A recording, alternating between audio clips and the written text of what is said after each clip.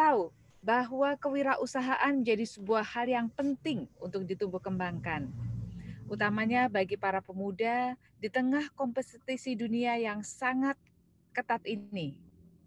Sebagai entrepreneur politeknik, yaitu Polbangtan dan PEPI, khususnya Polbangtan Manokwari, kita semua tentu saja berupaya untuk selalu meningkatkan kualitas lulusannya dan juga mengajak para generasi muda untuk mempunyai atau memiliki bekal kewirausahaan pada semua masyarakat di sekitarnya.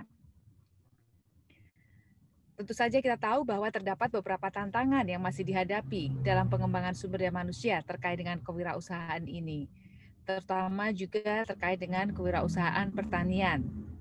Utamanya adalah bagaimana kita menarik generasi muda atau membuat generasi muda atau milenial ini tertarik untuk kemudian mau terjun ke sektor pertanian. Berbagai cara sudah kita lakukan, misalnya memberi mata kuliah atau pelatihan, dan juga soft skill, misalnya kegiatan-kegiatan penumbuhan wirausaha muda pertanian, ataupun program-program inkubator bisnis kepada para milenial pertanian. Nah, lalu bagaimana dengan milenial pertanian yang ada di Papua? Bang Billy, selamat datang Bang Billy. Halo, selamat siang, Mbak. Maaf ya, ini lagi di mobil jadi Bang agak Billy, goyang. halo, apa kabar? Baik. Luar biasa, puji Tuhan baik. Sehat Bang Billy? Sehat selalu. Oke, baik. Jadi Bang Billy, waduh ini sangat sibuk sekali ya sebagai staf khusus Milenial Presiden dan juga CEO Kitong Bisa. Terima kasih ini sudah hadir bersama-sama kita ya Bang Billy ya. Terima kasih sudah mengundang saya. Oke, baik. Nah, Bang Billy mungkin bisa ada satu hal yang bisa Bang Billy sampaikan ya. Mungkin beberapa yang bisa menginspirasi atau memotivasi para generasi muda terutama yang berasal dari Papua terkait dengan bagaimana membangun jiwa agro-sosiopreneur atau agro kewirausahaan Bang Billy untuk para milenial di Papua ya.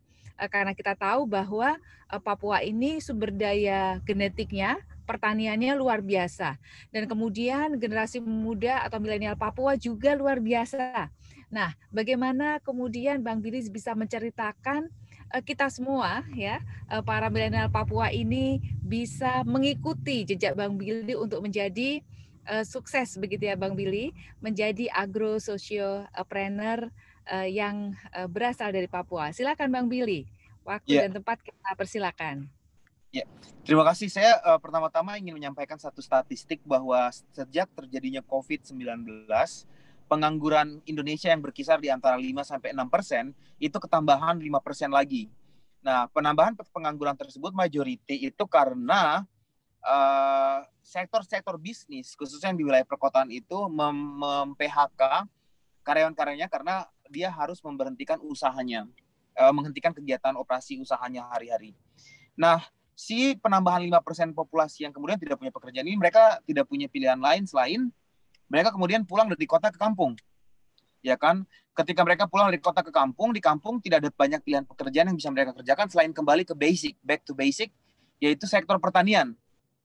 Nah, itu yang mengakibatkan menjadi salah satu faktor utama mengapa di saat COVID-19, di saat sektor-sektor lain pada umumnya mengalami perlambatan pertumbuhan atau minus, sektor pertanian malah mengalami peningkatan atau pertumbuhan plus 16% dari kegiatannya. Dan juga sektor pertanian bukan hanya mengalami peningkatan output secara finansial, tetapi juga penambahan angkatan kerja yang bergabung di sektor ini thanks to mereka yang harus kembali ke desa dan harus bekerja. Yang menjadi masalah adalah mereka-mereka ya, angkatan kerja yang harus kembali ke kampung dan bertani ini tidak memiliki skill yang cukup memadai untuk melakukan kegiatan pertanian. Oleh sebab itu, agar tidak terjadi permasalahan produktivitas, efisiensi, dan juga output dari kegiatan pertanian tersebut karena kurangnya skill dan capacity atau capabilities, maka perlu diadakan training-training yang didorong oleh baik pihak pemerintah maupun swasta untuk memastikan mereka-mereka yang saya sebut dengan sudden farmers ini atau petani dadakan ini bisa siap untuk mengerjakan atau mendorong sektor ini dan bisa menghidupi dirinya sendiri dalam ketiadaan pilihan yang mereka miliki. Nah, kenapa kemudian kita push dengan kata agro-sociopreneur? Kenapa nggak agropreneur aja? Atau kenapa nggak farmer aja? Kenapa harus agro-sociopreneur? Nah, agro-sociopreneur ini kita bedah katanya ada agro dan ada sociopreneur. Ya kan, ada agro dan ada sociopreneur. Agro artinya pertanian. Pertanian artinya seperti kita tahu melakukan kegiatan pertanian mulai daripada berladang atau menyiapkan field sampai dengan menanam, memupuk, mengelola sampai dengan penjualannya. Nah, kemudian diikuti dengan planner. Planner itu entrepreneurship, artinya kemampuan bertani saja tidak cukup untuk memastikan seorang anak muda, baik di Papua maupun di Indonesia pada umumnya, untuk dapat mengerjakan sektor pertanian tersebut untuk mensejahterakan dirinya, society, keluarganya maupun pemerintah negaranya. Harus dibarengi skill farming atau farmer itu dengan entrepreneur. Itu sebabnya kita bilangnya agropreneur. Harus ada pelatihan pertanian yang terintegrasi dengan entrepreneurship seperti yang kita dorong ini. Akan tetapi kita lihat di tengah-tengah ada kata sociopreneur. Artinya gini, terkadang ketika kita terjun ke sektor pertanian atau sektor bisnis apapun, kita berhasil mengusahakannya dan mendapat profit yang memadai, kita sibuk memperkaya diri sendiri, padahal sejatinya kita berusaha atau berwirausaha itu untuk menciptakan dampak, mensejahterakan banyak orang. Oleh sebab itu, sociopreneurship itu adalah tentang bagaimana kegiatan usaha yang kita lakukan itu dapat menciptakan dampak, ikut mensejahterakan masyarakat di sekitar kita. Oleh sebab itu yang kita lakukan dalam training-training kita, kemarin saya juga sudah rapat dengan Menteri Pertanian, Pak Yassin Limpo, lalu dengan Pak Profesor yang Assalamualaikum Pak Profesor. Kata-kata sambutannya tadi cukup luar biasa, kata openingnya. Kita rapat bersama dengan Pak Prof di kantor Menteri Pertanian dan kita bersepakat untuk mendorong terciptanya 2.500.000 petani milenial yang memiliki skills, capacity untuk menjadi seorang agro-sociopreneurship. Harus lengkap 3 komponennya. Mampu bertani, mampu berwirausaha untuk menghasilkan profit, dan mampu menciptakan dampak sosial. Dari 2.500.000 petani milenial yang kita komit itu, kemudian saya diberikan mandat untuk menciptakan 100.000 petani milenial dari Indonesia Timur dan juga termasuk Provinsi Papua dan Papua Barat. Beberapa hari yang lalu bersama dengan tim saya, kami kemudian turun ke Merauke, Provinsi Papua, dan di sana kami bertemu dengan komunitas petani milenial muda, petani muda atau petani milenial yang ada di Merauke, dan mereka telah menciptakan unit-unit usaha di Merauke untuk mendorong bukan hanya kegiatan pertanian, tapi mereka ikut memberdayakan masyarakat. Bahkan secara amazing, secara luar biasa, pemuda-pemudi di Merauke ini, mereka bahkan menciptakan alat pengering sendiri. Alat pengering sendiri yang kalau dibeli secara normal harganya 1,2 miliar, mereka pakai uang sendiri secara swadaya, mereka ciptakan sendiri alat pengering padi atau produk pertanian, dan mereka berikan secara bebas untuk masyarakat gunakan secara bergantian. Kayak gitu. Nah, ini yang saya pengen saya pengen jadikan sebagai contoh atau success story bagaimana sektor pertanian yang tadinya menjadi sektor yang tidak dipilih oleh kita petani-petani muda untuk kita anak-anak muda Indonesia untuk menjadi sumber penghasilan kita, sekarang justru dengan adanya COVID-19 semakin menunjukkan, semakin membuat kita yakin bahwa satu-satunya sektor yang akan bertahan dalam kondisi apapun adalah sektor pertanian. Yang kedua adalah untuk terjun ke sana kita harus punya skill, dan skill itu adalah termasuk kita mampu bertani, mampu berwirausaha, dan mampu menciptakan dampak sosial. Yang ketiga, kisah-kisah inspiratif dari pemuda-pemudi Papua. Tadi saya baru sebut yang di Merauke, saya juga mau sebut sahabat rekan saya yang mungkin hari ini dengar, Simon Tabuni di Provinsi Papua Barat di Manokwari. Simon Tabuni adalah seorang lulusan S2 dari Inggris. Dia kembali ke Papua Manokwari. Dia memutuskan dia tidak mau jadi PNS atau dia tidak mau bekerja di sektor apapun. Dia mau menjadi seorang wirausaha. Lalu kita tanya, Tabuni mau menjadi wirausaha apa? Dia bilang, saya mau terjun ke sektor pertanian. Dan akhirnya bersama dengan rekan-rekannya, Simon Tabuni mendirikan sebuah usaha pertanian yang disebut dengan Anggimart, yaitu mereka menanam atau berladang sayur dari kebun, dan mereka bawa sayur-sayur tersebut, mereka jual di kota. Mereka ciptakan transportasi sendiri, logistik sendiri, dan Simon mempekerjakan banyak orang. Ketika terjadi COVID-19 di mana pengangguran meningkat, Simon malah merekrut orang-orang untuk bekerja dalam perusahaannya. Artinya, Simon selain seorang petani, dia juga seorang entrepreneurship, dan dia menciptakan dampak sosial. Bahkan baru minggu lalu, Anggimart, perusahaan binaan Simon Tabuni dan teman-temannya di Manokwari ini, menjadi supplier resmi untuk hotel-hotel chain yang ada di Provinsi Papua Barat seperti Aston, dan Swissbell. Mereka yang mensuplai sayur-sayurannya, dan mereka adalah anak-anak asli Papua sendiri, dan bukan main-main pendidikan Simon S2 di Inggris seperti itu. Dan dia tidak ragu untuk terjun ke sektor pertanian atau menjadi petani. Saya pikir kalau saya kisahkan satu persatu agro sociopreneur yang ada di Papua Barat, khususnya anak-anak mudanya, akan tidak habis-habisnya waktu kita untuk webinar. Tetapi kisah-kisah mereka saya harapkan bisa mendorong teman-teman yang hadir hari ini untuk melihat bahwa sektor pertanian bisa menjadi pilihan hidup kita selama kita mau meningkatkan skill kita dan menjadi seorang entrepreneurship yang baik, bukan hanya seorang farmer, tapi seorang agro sociopreneur seperti yang telah disampaikan tadi. Dari sisi saya sebagai seorang duta SDGs atau duta pembangunan berkelanjutan, saya mendorong penuh sektor pertanian karena dia sangat hijau dan mampu selaras dengan alam, tidak merusak lingkungan selama kita mengelolanya dengan baik. Dan juga sebagai posisi saya dalam pemerintah pusat, Presiden, saya selalu secara aktif mendorong kepada kita yang ada di ring 1 di pemerintah pusat untuk selalu memperhatikan sektor pertanian, memberikan insentif yang tepat, dan juga memberikan insentif kepada anak-anak muda yang ingin terjun kepada sektor ini, tentunya dengan kebijakan yang memadai. Saya pikir itu aja, Mbak Moderator. Saya kembalikan ke Mbak Moderator dan saya terbuka untuk tanya jawab.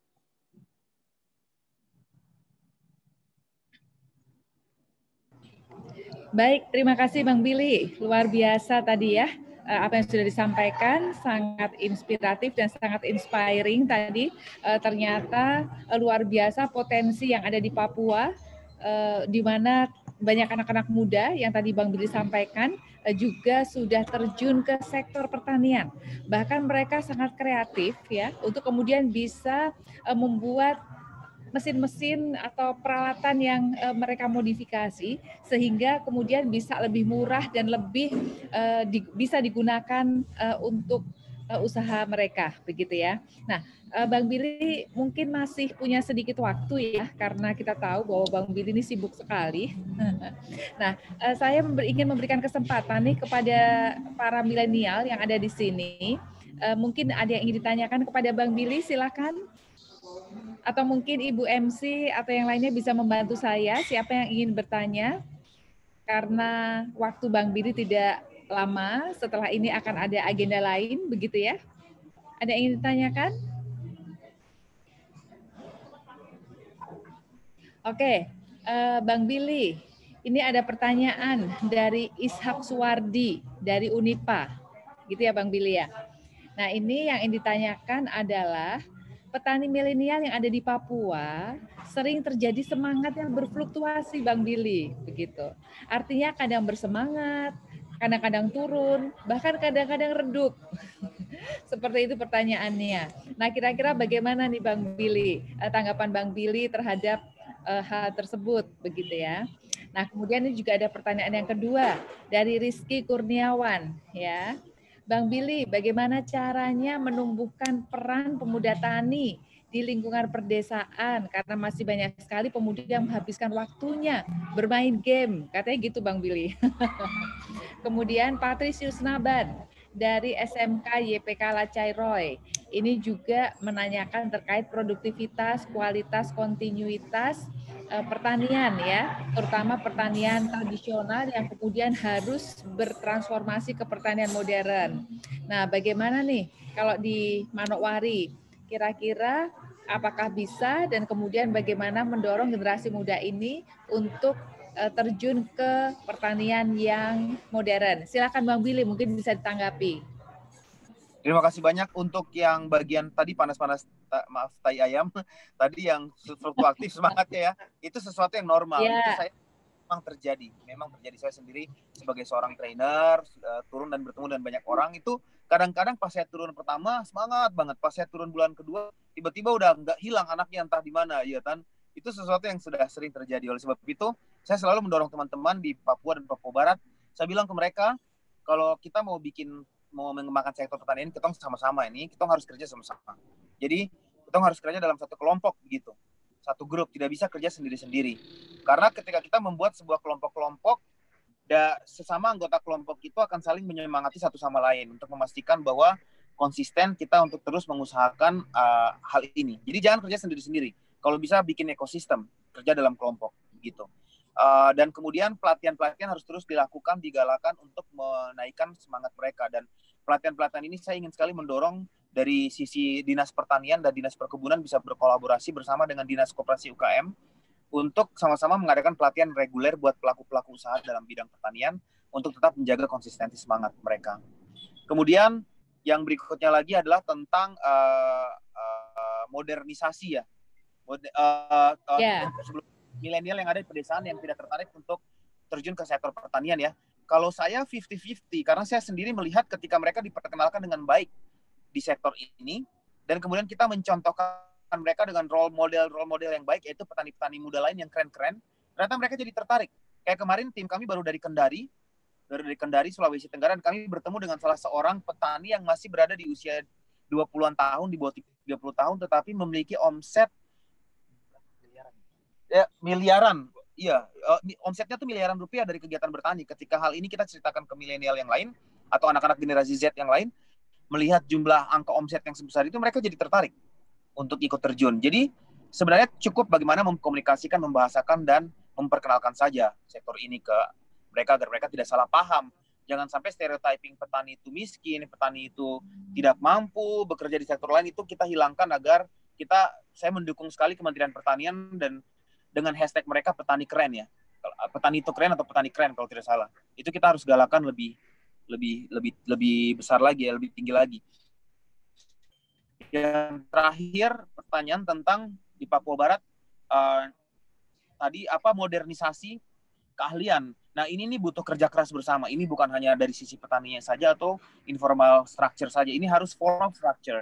Artinya kita dari pemerintah pusat khususnya dari Kementerian Pertanian mau berdiskusi dan bekerja sama dengan Kemendikbud untuk kontekstualisasi kurikulum bagi provinsi-provinsi atau daerah-daerah yang berada pada wilayah-wilayah dengan keunggulan komoditas dan sektor pertanian untuk mengintegrasikan kurikulum secara berkesinambungan agar secara formal anak-anak ini sudah belajar tentang pertanian sedini mungkin. Yang kedua, juga berdiskusi dengan kementerian lain seperti Ristek untuk memastikan update teknologi-teknologi yang dapat mendukung kegiatan pertanian tersebut. Untuk modernisasi bukan hanya tentang teknologi, tetapi juga tentang capacity atau skill. Dan skill itu didapat kalau kita memberikan pelatihan dan penyuluhan menyeluruh yang berkelanjutan. Dan yang kita sasar memang spesifiknya adalah anak-anak muda, karena mereka mampu menangkap konsep-konsep teknologi terbaru ini dengan baik. Dan ini sekali lagi butuh kerjasama lintas kementerian dan lembaga. Nggak bisa cuma satu, nggak bisa membebani aja ke Kementan. Kementerian Pertanian nggak bisa. Ini harus lintas kementerian dan lembaga untuk membuat satu program yang terintegrasi antara Kemendikbud, Kementan, dan juga Kemenkop UKM karena ada sisi, dan Kemenristek tentunya karena ada sisi teknologinya. Saya pikir itu, dan kalau sudah terintegrasi dalam struktur formal kurikulumnya akan jauh lebih baik dan lebih kuat lagi. Oke, luar biasa Bang Billy, terima kasih. Bang Billy, apakah masih ada waktu sekitar 2 menit, 3 menit, atau sudah selesai nih? Ya, saya terjadwal bertemu dengan mahasiswa-mahasiswa Papua di Manado. Ini saya lagi on the way menuju ke mereka, tapi saya pikir masih bisa 1 atau 2 pertanyaan lagi yang terakhir bisa. Kayaknya banyak sekali yang aktif di chat. Iya, ini sepertinya luar biasa nih antusiasme dari para milenial yang ada di sini ya. Saya bacakan saja singkat-singkat ya Bang Billy ya. Ada beberapa pertanyaan yang sudah dijawab, tapi kemudian ada juga yang baru nih pertanyaannya.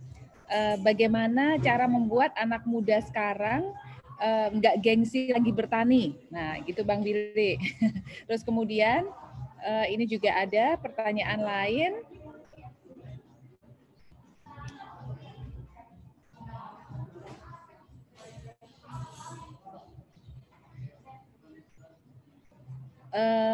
Bagaimana dengan adanya alih fungsi lahan? Begitu Bang Billy, karena kan pertanian ini banyak juga yang kemudian terkonversi ya dengan kegiatan-kegiatan yang lain.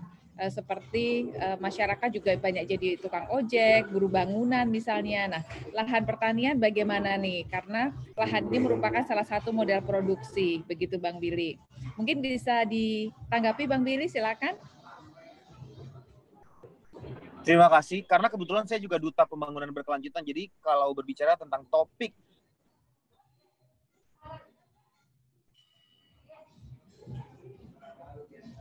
lahan, saya akan keras sekali mengadvokasi bahwa pengalihan fungsi lahan itu memang tidak akan memberikan dampak negatif dalam jangka pendek, jangka menengah maupun jangka panjang baik secara lingkungan hidup maupun sosial. Jadi selama studi menyeluruh dilakukan, barulah alih fungsi lahan itu boleh kita lakukan ya.